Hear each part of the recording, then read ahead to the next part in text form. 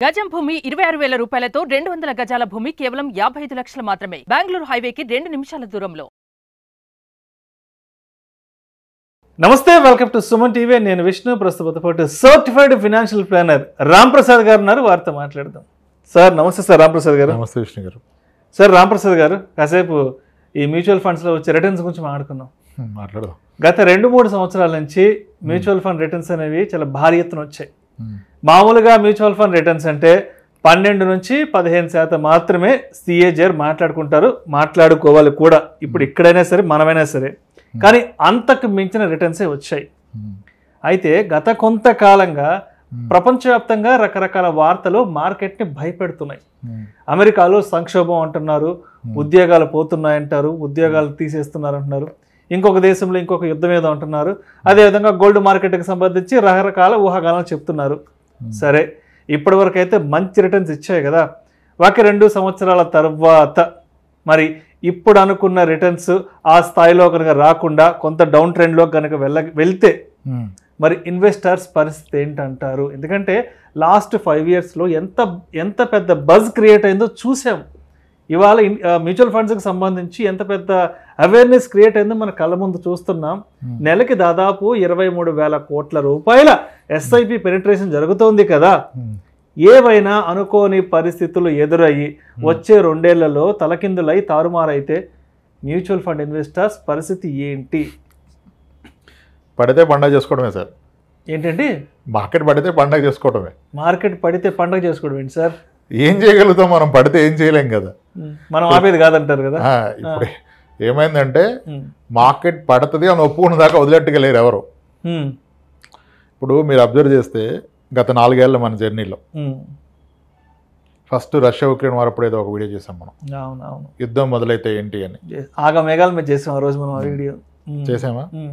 తర్వాత silicon valley bank collapse అయితే చేయమంటే నేను చేయనన్నా. ఇవన్నీ జరుగుతూనే ఉంటాయి. రష్యా ఉక్రెయిన్ యుద్ధం మొదలైతే 3వ ప్రపంచ యుద్ధం మొదలైంది అన్నారు. ఏమైంది? అది నడుస్తుంది, మన జీవితాలు నడుస్తుంది, మార్కెట్ నడుస్తుంది. సిలికాన్ వ్యాలీ బ్యాంక్ కొలాప్స్ అయితే ఇంకేం లేదు, ఐటీ అయిపోయింది అన్నారు. ఏమైంది?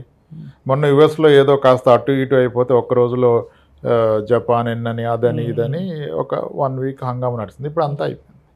ఇవి ఎప్పుడు జరుగుతూనే ఉంటాయి, జరగకుండా ఎప్పుడు ఉండవు. మార్కెట్లో నెగిటివ్ వస్తూనే ఉంటుంది. పీపుల్ ఆర్ ఎక్కువ నెగిటివ్గా అట్రాక్ట్ అవుతారు. అది కావాలి, అది ఎక్కువ సర్క్యులేట్ అవుతుంది, వ్యూషిప్స్ వస్తాయి. మనం as a certified financial planner, personal financial ప్లానర్గా దేశానికి ఫైనాన్షియల్ ప్లానింగ్ చేయట్లేదు. మనకి మనం చేసుకుంటాం. ఒక ఇండివిజువల్కి, ఒక ఫ్యామిలీకి ఫైనాన్షియల్ ప్లానింగ్ చేస్తున్నాం. కానీ ఇప్పుడు ఎవరు చెప్పినా అన్నీ ఎక్స్టర్నల్ థింగ్సే మాట్లాడుతున్నాం. ఈ కంట్రీలో యుద్ధం అంటాం, ఆ కంట్రీలో రెషన్ అంటాం, కానీ ఇండియాలో ప్రాబ్లమ్ ఉందని ఎవరు మాట్లాడలే. ఎస్. అండ్ మీరు అన్నట్టుగా గత 2 ఏళ్ళలో మ్యూచువల్ ఫండ్స్లో అద్భుతమైన రిటర్న్స్ వచ్చాయి. మనం అనుకునే ట్రెడిషనల్ రేట్కి 3 times 4 times చాలా మంది పోర్ట్ఫోలియో వచ్చినాయి. దేర్ ఆర్ స్కీమ్స్ డెలివర్ 100% ఇచ్చిన స్కీమ్స్ ఉన్నాయి. ఇప్పుడు అందరూ మళ్ళీ 100లో దూకుతున్నారు. ఓకే, ఇక్కడ నుంచి మార్కెట్ పడితే ఏంటి? అదే కదా మీ ప్రశ్న. ఇక్కడ నుంచి మార్కెట్ పడితే ఇన్వెస్టర్ల పరిస్థితి ఏంటి? పడచ్చు మార్కెట్, పడదు అని అనుకుంటారు. సరే, పడితే ఏంటి అనేది ఒకసారి కొంచెం పడుతుంది అన్న సబ్జెక్ట్ కండిషన్లో మాట్లాడదాం. మనందరూ అదృష్టం బాగుంటే ఎస్ఐపి ఇన్వెస్టర్స్ ఎవరైతే ఉన్నారో వాళ్ళకి ఒక 3 ఏళ్ళు కనుక మార్కెట్ ఏకదాటిగా పడిపోతే ఒక 10 ఏళ్ల తర్వాత వాళ్ళు అద్భుతాలు చూడగలుగుతారు. రిటర్న్స్ పోర్ట్ఫోలియోలో చూడగలుగుతారు.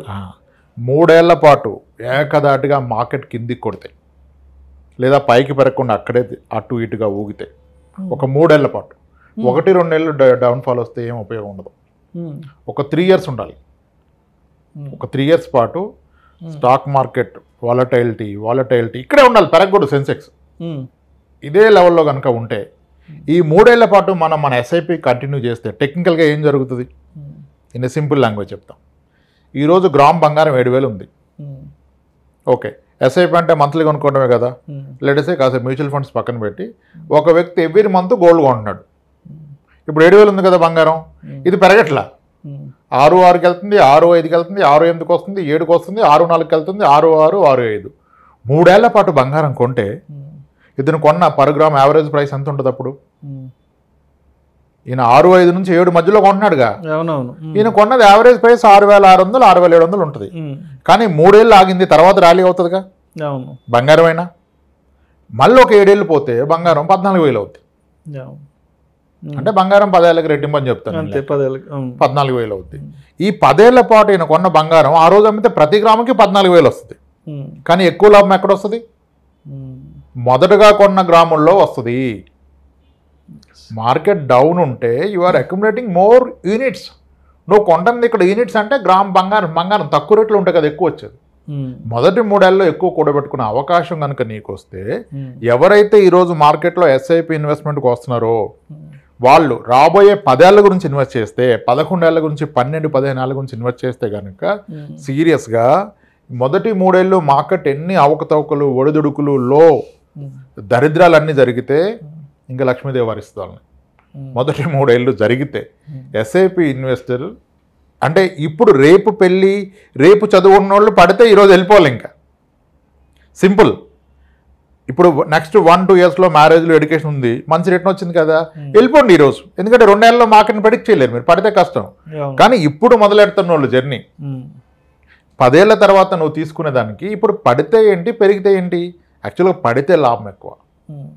మార్కెట్ పడదని ఎక్కడ లేదు. మీరు ఒక ఫిగర్ చెప్పారుగా, 23,000-24,000 crores of SIP from retail investors. 2 ఇయర్స్లో అది డబుల్ అవుద్ది, 50,000 crores అవుతుంది 2 ఇయర్స్లో, జస్ట్ ఇన్ 2 ఇయర్స్లో. 2 ఇయర్స్లో డబుల్ అయితే 5 ఇయర్స్లో ఎంత అవుతుంది? కానీ ఇండియన్ ఈక్విటీలో అంత స్కోప్ ఉందా?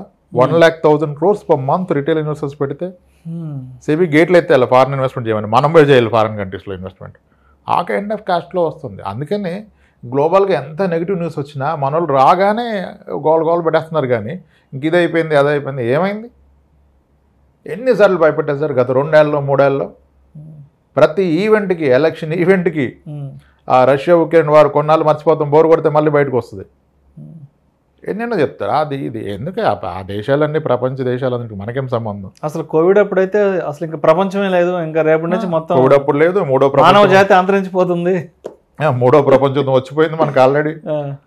రష్యా ఇది సిలికాన్ వ్యాలీ బ్యాంక్ వల్ల ఐటీ సర్వనాశనం అయిపోయింది, మట్టం అయిపోయింది. ఇప్పుడు ఉంటుంది ఐటీ వాళ్ళ పరిస్థితి అన్నారు. ఎందుకు అక్కసు అన్నారు? అన్నీ జరిగాయి కదా మార్కెట్లో. అది జరిగితే పడద్దేమో, పడినవ్వండి కదా. ఒక 3 ఏళ్ళ పాటు పడితే నీ అవసరం 10 ఏళ్ళ తర్వాత 3 ఏళ్ళు పడితే ఏంటి? మనం ఎప్పుడు అనుకున్నట్టుగా ఈ 3 ఏళ్ళు పడితే ఇప్పటి వరకు పెట్టుబడి పెట్టిన వాళ్ళు వాళ్ళది ఒక 20 లక్షలు 30 లక్షలు ఉంది కదా. ఈ 3 ఏళ్ళు పడ్డది, ఈ జాబ్ కూడా పోయిందనుకోండి, ఈయన ఇప్పటిదాకా ఉన్న 30 లక్షలు కాస్త రేపు గట్టిగా పడితే 25 లక్షలు అయింది, 22 లక్షలు అయింది.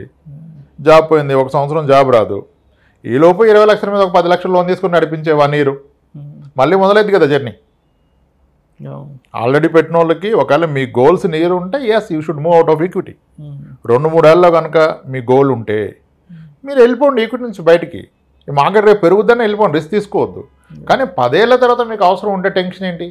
మార్కెట్ పడితేనే మంచిది, పడితే పెరిగితే కాదు, పడితేనే మంచిది. కానీ పడే అవకాశం లేదేమో అనిపిస్తుంది. పడదన్నా భయపడే అవసరం లేదు. ఆయన ఇప్పుడు నిజానికి అనలిస్టులు భయపడుతుంది కానీ ఇన్వెస్టర్లు ఎక్కడా భయపడలేదు నాకు తెలిసి. అంటే గత 2 ఏళ్ళుగా, ఆల్మోస్ట్ 3 ఏళ్ళుగా గుర్రం గాడిద ఒకేలాగా పరిగెడుతున్నాయి. ఎవడు గాడిద మీద ఉన్నాడో గుర్రం మీద ఉన్నాడో అర్థం అవట్లేదు ఇంకా. అంటే స్టాక్స్ పెట్టిన వాళ్ళు పెరిగినాయి, పిఎంఎస్లు పెరిగినాయి, అంతా వదిలిపెట్టుకోవచ్చు. మా పిఎంఎస్ 48 ఇచ్చింది, 52 ఇచ్చింది, మా మ్యూచువల్ ఫండ్ 110 ఇచ్చింది. స్టాక్స్ పెట్టిన వాళ్ళు కూడా హ్యూజ్ రిటర్న్స్ కదా. నా పోర్ట్ఫోలియో బాగా పెరిగింది, నాకు మంచి అనలైటింగ్ స్కిల్స్ ఉన్నాయి అంటున్నారు. అసలు మార్కెట్ సెస్ట్లోకి వస్తే రియాలిటీ బయటకు వస్తుంది అన్నట్టుగా. గాడిదేది గుర్రం అనేది తెలుస్తుంది. సో మ్యూచువల్ ఫండ్స్లో అయితే మోస్ట్లీ గుర్రాలే ఉంటాయి. ఎందుకంటే మనం కాదు కదా సెలెక్ట్ చేసేది, ఫండ్ మేనేజర్ కదా. సో దట్స్ వాట్ నా పర్సనల్ గట్ ఫీల్ ఏంటంటే, ఇప్పుడు లాస్ట్ వీక్ న్యూస్ వచ్చింది కదా మనకి యుఎస్లో అది ఇది అని. ఆ రోజు నేను ఏఎంసీ వాళ్ళతో మాట్లాడితే వాళ్ళు చెప్పిన మాట, సార్ 1,40,000 కోట్లు క్యాష్లో పెట్టుకుని కూర్చున్నాం సార్, అదే ఇండస్ట్రీ అన్నాడు ఒక ఫండ్ మేనేజర్. 1,40,000 కోట్లు ఈరోజు క్యాష్లో హోల్డ్ చేస్తున్నాం సార్, మార్కెట్ పడితే ఆపర్చునిటీ పంప్ చేస్తూ ఉన్నారు. ఇంతవరకు ఆపర్చునిటీ రాలే. ఈరోజు most of the multi asset hybrid equity ఫండ్స్లో 20-25% క్యాష్లో ఉంది. వాళ్ళు చాలా స్ట్రాటజీగా వెయిట్ చేస్తుంది. దేర్ ఎక్స్పర్ట్స్ కదా, లెట్ ది హ్యాండిల్. ఎందుకు మనం బ్రేక్ చేసుకోవడం ఎందుకు? వాళ్ళకి తెలుసు కదా సార్, వాళ్ళు చూసుకుంటారు. అసలు ఇన్వెస్టర్స్కి వచ్చిన భయం ఏం లేదు sir. If are a SIP investor maybe lump sum you should be worried. దానికి డిఫరెంట్ పాత్స్ ఉన్నాయి, డిఫరెంట్ సొల్యూషన్స్ ఉన్నాయి విత్ ఇన్ మ్యూచువల్ ఫండ్స్. ఒక multiple other options, pure equity కాకుండా హైబ్రిడ్లో కూడా చాలా కేటగిరీస్ ఉంటాయి. Conservative hybrid, aggressive hybrid, multi asset, dynamic asset, balanced advantage, వాటిల్లో కూడా విత్ ఇన్ కేటగిరీ అన్ని ఫండ్స్ ఒకలాగా లేవు. సో అక్కడ తీసుకొని పెట్టుకోవచ్చు.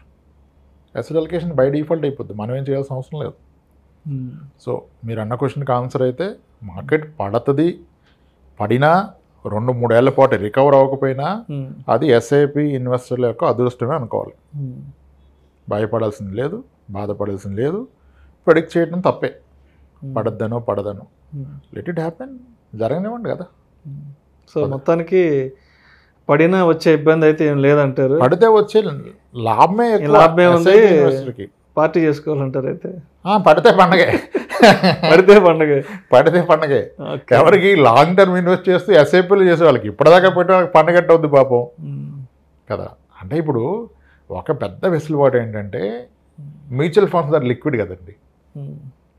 లిక్విడ్ ఇప్పుడు లెటస్ 2025లో ఒక ఎడ్యుకేషన్ ఉంది, ఎంఎస్ పంపాలి అనుకున్నాం బాబుని. మన టార్గెట్ 60 లక్షలు, ఆల్రెడీ 60 లక్షలు అయిపోయింది. ఒకటి వెళ్ళిపోవచ్చు మార్కెట్ నుంచి, కానీ ఇంక మనసు ఒప్పట్లా, అలాగే కూర్చొని పెరుగుతుంది కదా ఎందుకు తీస్తే పెరగదని.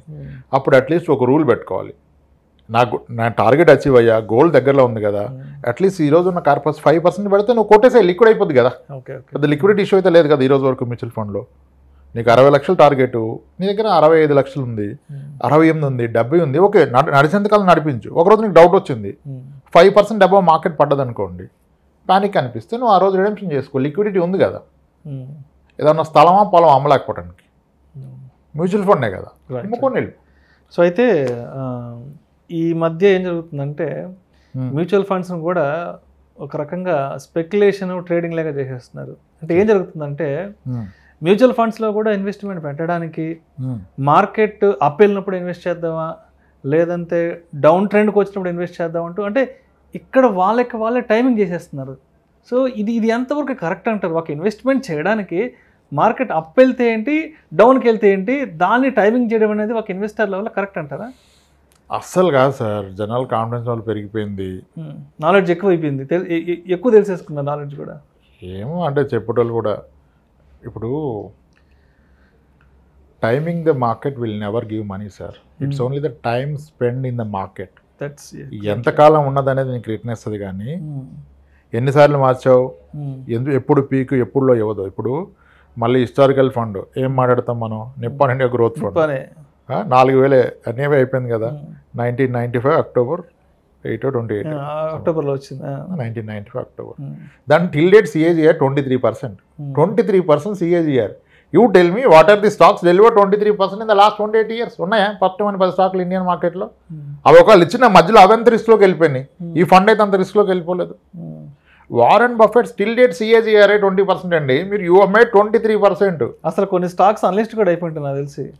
నిఫ్టీ 50 నుంచి బయటకు వెళ్ళిపోయినాయి, 100లో ఉంటాయి పాటికి, అంటే తరా 10 ఏళ్ళకి వచ్చిపోయి 20 అంత సెక్యూర్డ్గా నీకు ఇచ్చినప్పుడు సింపుల్ సార్. ఇప్పుడు మా ఫాదర్ ఒక 40 ఏళ్ళకి వ్యవసాయం చేశాడు. ఇప్పుడు ఆయన ఒక ఆవును చూపిస్తే, ఒక బర్రెని చూపిస్తే, ఇది ఎన్ని పాలు ఇస్తుంది, దీనికి ఎంత రేటు పెట్టచ్చు చెప్పేస్తారు, మనం చెప్పలేంగా. అదే ఫండ్ మేనేజరు, అరే ఇది 3 లీటర్లు పాలు ఇస్తే దీన్ని 7,000 కొనాలరా, 5 లీటర్లు ఇస్తుంది కాబట్టి 20,000 కొను, అరే వద్దురా దీన్ని ఆల్మోస్ట్ ఇది డెలివరీ 6 నెలలు అయిపోయింది, ఇంకా 4 నెలలు ఎద్దు పాలు, నీకు వర్కౌట్ అవుతుంది ఈ రేట్ అని ఆయన చెప్తాడు. ఎక్స్పీరియన్స్ అని ఆయన, ఆ ఎక్స్పీరియన్స్ ఉన్నోడు ఎవడు ఫండ్ మేనేజరు.